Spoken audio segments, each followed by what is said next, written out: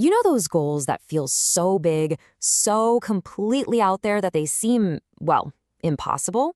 Today, we're going to break down what it actually takes to pull them off, and we'll use one of the most incredible feats in human history as our guide.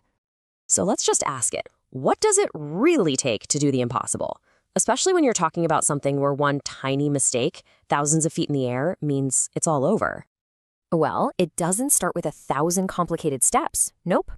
Every massive undertaking, no matter how wild, starts with one single crystal clear objective. It's like a North Star that guides every single thing you do. And our case study for this is just mind-blowing. It's Alex Honnold's free solo climb of El Capitan. We're talking nearly 3,000 feet of sheer granite climbed with zero ropes or safety gear.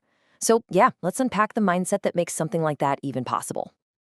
Okay, so where does a journey like this even begin? It has to start with a motivation that has absolutely nothing to do with fame or money or what other people think. It's got to come from somewhere way, way deeper. This quote just says it all, doesn't it? That's the purest kind of motivation right there. The goal is so personal, so deeply a part of you, that you would do it even if you were the last person on Earth. It's for you and only you. And that leads us to a really fundamental truth. You have to love the process. I mean, for a challenge this huge, the reward can't just be about getting to the finish line. You have to actually find joy in the climb itself. So once you've got the why, you've got to figure out the how. And this is where the magic happens. This is where you take a totally overwhelming challenge and start breaking it down into something you can actually manage. Honnold used this brilliant three-step process. First, he visualized the entire route, from the very bottom to the very top. Second, he memorized the absolute hardest, most dangerous parts with perfect precision.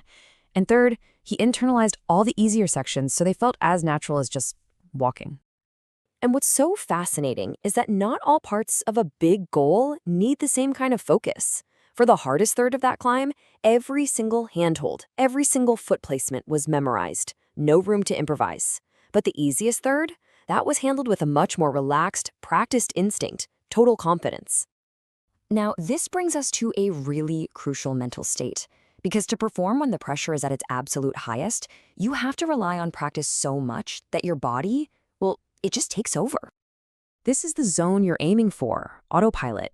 It's about being able to execute on thousands of hours of practice without really having to consciously think about it at all.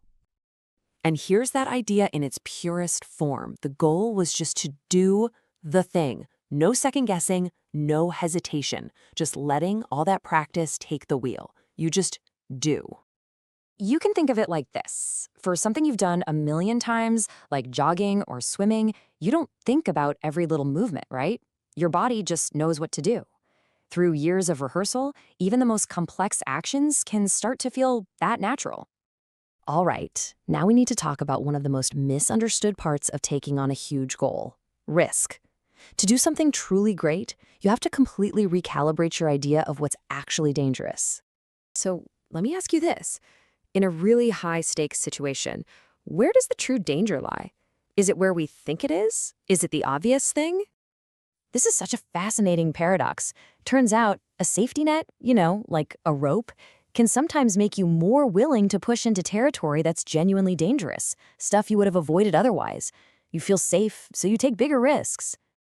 And get this, despite how dangerous it all looks, the number of elite climbers who have died while free soloing a brand new, cutting-edge route is 0. Let that sink in for a second. 0. So if the biggest risk isn't at the absolute peak of the challenge, where is it? Well, it's often in the mundane stuff, the routine moments away from the main event, when your focus isn't quite as sharp. That's when things can go wrong. And that brings us to our final, and honestly, probably the most important piece of this whole puzzle. It's the philosophy that actually drives people to chase these massive goals in the first place. For Honnold, a really key moment was when he lost his father at just 19 years old. And that created this profound realization that, our time here is limited. It's not about being morbid, it's a powerful motivator. It lights a fire under you to live with urgency.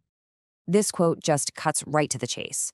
When you really accept your own mortality, it's not about fear. It's about making sure that you use the time you've got to do things that actually matter to you, things that you're going to be proud of. And that's the ultimate recalibration of risk. isn't it? The biggest danger isn't failing. It's not falling. It's the quiet, nagging regret of living a smaller life than you know you were truly capable of.